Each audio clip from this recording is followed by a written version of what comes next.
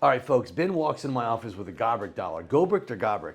Gobrecht. I thought it was Gobrecht, okay? One of the most historical of all U.S. coins. We just sold it today, and we're shipping it out to a client, and Ben walks up and asks me, do you want to do a video about this? I'm like, of course we want to do a video about it. It's a 64 CAC Gobrecht dollar. And then you'll make a video of it. I'm like, why do I have to make all the videos, Ben?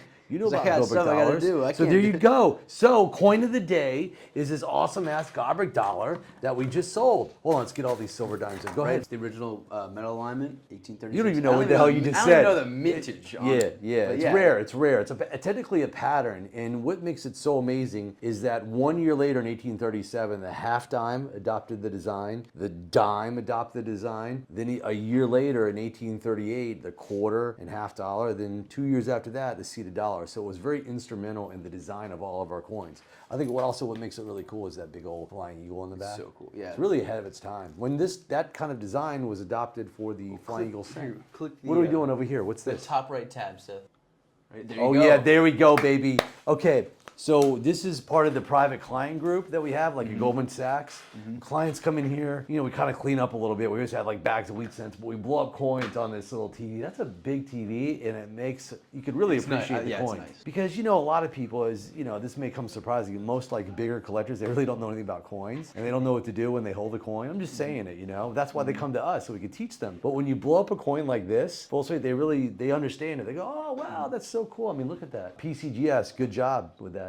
The pictures are really great. So we sit here, we talk coins, we lock the door, so we basically say you're not leaving until you buy the coin. But I mean, it's a PCGS grade approved 64, CEC approved Gobrecht dollar. It's a big deal. It's a very big deal. So we're very happy. It's all about educating people on stuff. And what else do you have to add to this, Ben?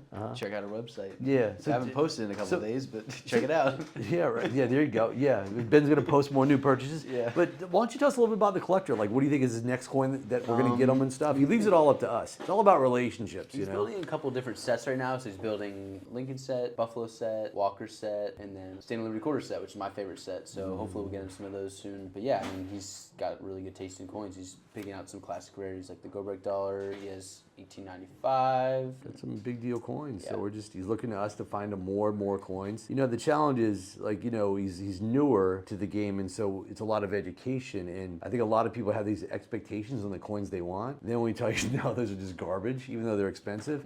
You want really, really nice high-end coins for what they are. You want to cherry pick them.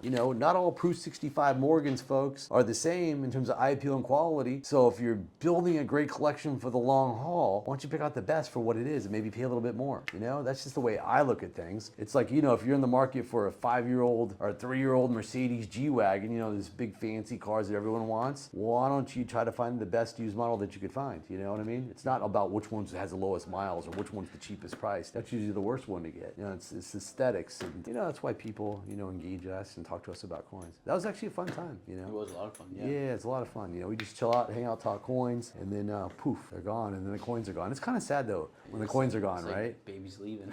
Yeah, it's weird. That's the byproduct of being a what are we, like a mid-tier coin dealer?